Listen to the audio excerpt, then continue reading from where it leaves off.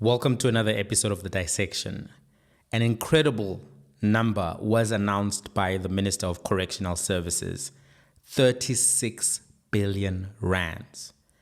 36 billion rands. South Africa needs 36 billion rands to build more prisons. Not more schools, more prisons. Remember the song by Lucky Dube? The one we all grew up to? They won't build no schools anymore. All they build will be prison. They won't build no schools anymore. All they build will be prison. Yeah, 36 billion is needed for more prisons. The Department of Correctional Services released their performance plan and also responded to questions from members of parliament. And what we know from the performance plan is that the current prison population is 157,000 inmates, and the capacity that the prisons have right now is 107,000. So there's a discrepancy of 50,000 in terms of the population and the capacity, and the prisons are thus overcrowded. So according to the Minister of Correctional Services, Minister Pieter, he said, although more beds have been added to South Africa's prison system, more prisons are needed to ease the overcrowding issue in the nation's correctional services. Minister Groenewald also said that there's a need, he said the need to increase the national bed space capacity is receiving attention through the construction of new facilities, the upgrade of outmoded facilities, the regaining of lost bed space, and the refurbishment of dilapidated facilities from funding from the National Treasury. Nevertheless, the average overcrowding rate, which is 46%, means that there's a need to construct, an urgent need according to him, to construct 50,000 more bed spaces. This requires, according to the minister, the construction of 100 new correctional centers with bed space capacity of 500 each, or alternatively, 50 new correctional centers with a bed space of 1,000 people each, or inmates each. And the costing came from the 2022-2023 Property and Construction Africa Cost Guide. And the minister said, if they use those values from that particular document, they will need an estimated capital allocation of 36 billion rands for the construction of new correctional centers. That's a lot. The minister did acknowledge that, considering the current fiscal environment, it won't be able to get all of that money, right, because of all of the austerity. There are currently 69 infrastructure projects that are registered, which are a combination of capital and maintenance projects. It's a lot. Look, prison overcrowding is a big problem. It is a real issue. But I want to go back to that Lucky Dube song, because the reason why he sang that song was to provoke the public approach to social ills. You either build schools or you build prisons. You either capacitate society to participate economically, or you give up on society and you incarcerate the young men who come out of the bad conditions. Spending resources on more prisons is surrender. Spending resources on more prisons is capitulation by the state that they will not be able to capacitate the young men who are living in the townships and the informal settlements. It's surrender to the future. You're giving up on the future and saying, all we can do is to lock these young men up. That's all we can do, and try to keep them in there for as long as possible. Fundamentally, there's something wrong when you are building more prisons as a country. You need to be reducing the prison population, and there are ways to deal with overcrowding. There are ways to deal with overcrowding outside of the idea of just, more prisons, more people in jail. In America, they've created what is known as the prison industrial complex, where you have these big construction companies and big private firms which basically make all of their money from the construction of prisons and the running of prisons. And it's like Tupac said, I hate to be quoting musicians today, It ain't a secret. Don't conceal the fact. The penitentiary is packed and it's filled with blacks. That's what he said. In the 90s, he said that.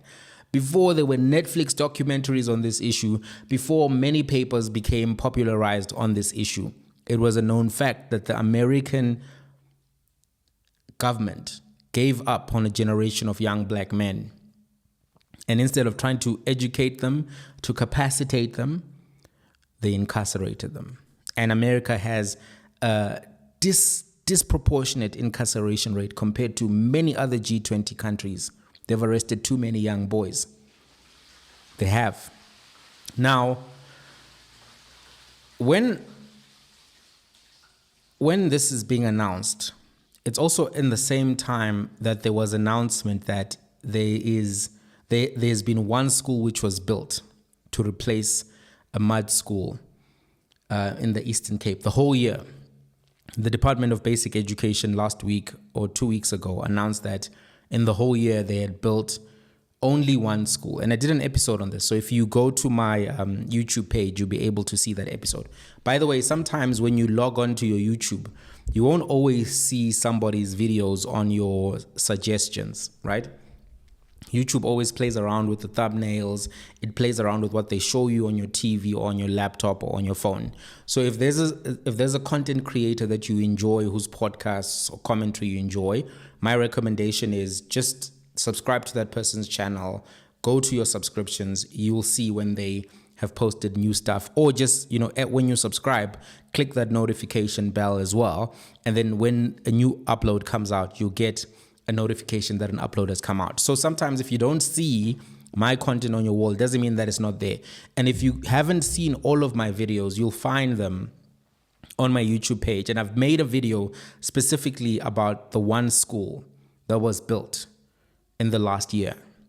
Now think about this. The 36 billion, we already know that it's not going to be 36 billion because this is assuming that all of the money goes to every brick.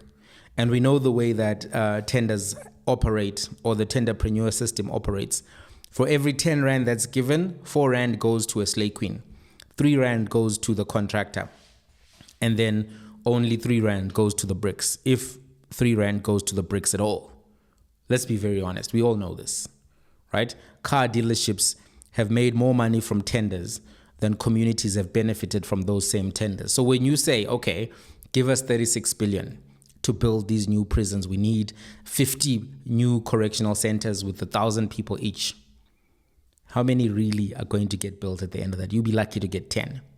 Even though Minister Groenewald is probably coming from a sincere place, he's not going to control the dynamics of who gets this tender. So the way I see it, they're announcing their big need and they're trying to get met somewhere in between because the budget is going to be announced in February, right? So they're trying to see if they can get some allocation towards prisons. But for me, the allocation towards prisons in and of itself is a cop-out. And there's another headline that I think is worth juxtaposing to this particular story. And that headline is that, and it was on ENCA, South Africa's teacher shortage is at an unprecedented scale, with the country needing to train thousands more educators than ever before. So at the same time that the Minister of Correctional Services is asking for 36 billion, there's an article saying there's not enough teachers. And by the way, whenever we have this conversation about teachers, people will say, oh no, but I know so-and-so who's at home, who's not teaching. And there's not always a consideration about, one, is your neighbor or family member in the right phase where there's a shortage? Is he in the subjects where there's a shortage? Because, for instance, we know that there's a shortage of STEM teachers, science, technology, engineering, and maths, those related subjects. There's a shortage because not enough people are going into teaching who have got qualifications or are competent in those spaces, because the starting salary for a teacher, the take-home pay after tax, is about 17,000. And I did an episode on that last week, so you can go check it out. It's actually on the timeline. But when I was reading the Emelo case, and this case pertains to the Bella issue because it's the case which created the Bella case. Here's what the court was saying about stats, and you can go check this MLO case, a constitutional court case of 2009, I think. So this is what they were saying. In early 2007, the shortage of classrooms at the other schools in Ermelo and in the immediate area was a matter of grave concern to the Department of Education, parents, and learners. The other schools were filled to capacity. Listen to these numbers. At Ligbron School, 20 classrooms were being used to accommodate 917 learners, giving an average classroom occupation of approximately 45 learners per class. At Omelo Combined School, 463 learners were accommodated in 14 classes, giving an average classroom size of 33 learners per classroom. At Lindile School, 1,799 learners were accommodated in 29 classes, giving an approximate average classroom occupation of 62 learners. At Cebisa School, there were 19 classrooms to accommodate 926 learners, giving an average classroom occupation of 48 learners. At Itafa School, 1,677 learners were using 36 classrooms, giving an average classroom occupation of 46 learners per classroom. At Regi Masugu School, there were 21 classrooms available to accommodate 804 learners, giving an average classroom size of 38 learners. 38 learners per class, 46 learners per class, 48 learners per class, 62 learners per class, 33 learners per class, 45 learners per class. These are too many students in one classroom. They are. So when people say there's no shortage of teachers, for instance, how do you square that to what is being stated here? This is statistics. These are statistics that were provided by the Department of Education when they were contesting how to get more students into the Ermelo High School, an Afrikaans medium school. And they said the classrooms in the Ermelo area, it's in Mpumalanga, by the way, are overcrowded. But there's this one Afrikaans school which had 567 learners and was having a capacity of under 30 students per class because it was not utilizing its full capacity. So this, at that point, they said, listen, let's split up the school and make it dual medium just so that we can have more kids accommodated. And that school said, no, it's an Afrikaans only school. And that's what caused the Bella Act to come into being over time. So not only do we know this from Ermelo, it's in the NDP. The NDP is a 2010 document, if I'm not mistaken, 2010, I think, yeah. The NDP stipulates that there is overcrowding in the basic education system and that the classrooms are full and they're overcrowded. And that's information from 2010. Are we saying that that's not true? The resistance to conceding the point is often based on the fact that if you concede it, maybe you're going to say then we need to get teachers from other countries to come in and teach these subjects. And it makes people not want to concede the point or to acknowledge the point. But this is what the Ermelo case said. The Constitutional Court spoke about this. The NDP document spoke about this. And there's more evidence, by the way, right? The World Economic Forum Global Competitiveness Report of 2019 was the last report where they were ranking countries, you know, in terms of out of 141. After COVID, they kind of stopped that. Here's what they said, basically, that South Africa has a skills shortage. And in the skills rankings, this is where South Africa stood. Skills of current workforce, 101 out of 141. Quality of vocational training, 119 out of 141. Graduate skill set, 102 out of 141. Skill of future workforce, 109 out of 141. There's a crisis in education in South Africa. That is true. And there's a shortage of teachers in South Africa. That is true. This is what and these problems then create a skills shortage later. Because if your educational system, the basic system, is not producing enough graduates to go into the TVETs, to go into the universities, you're going to have a shortage of doctors, engineers, plumbers, electricians. All of that is going to show up, technicians across the board. And this is what we know, and this is what the data is saying. So we know this, and that's what the data is saying. But not only is the World Economic Forum, the Ermelo case, indicating this, The TIMS 2023 results came out, and this is a Trends in International Maths and Science survey. It's an international benchmark. That was a test that is done. And from that, South Africa performed poorly. The international benchmarks showed that South African grade 5s and grade 9s are scoring on average below the lowest benchmark of grading. In other words, they are failing the grade. But these tests are done for grade 4 and grade 8, and South Africa sends grade 5 and grade 9. So they are failing the grade for the previous year, basically, in terms of their global contemporaries, if you think about what it means. Grade 5s had the worst results, but the grade 9s were not that much better. Grade 5 learners placed last among the 58 countries that were assessed for mathematics and science. The average score for science was 308. 400 is the lowest threshold. 400 is the lowest threshold of competency. The average mark was 308. The average score was 362 in maths. Remember, 400 is the lowest. There's low, then there's intermediate, then there's advanced, and then there's another one. So 4 levels. 400 is the lowest level.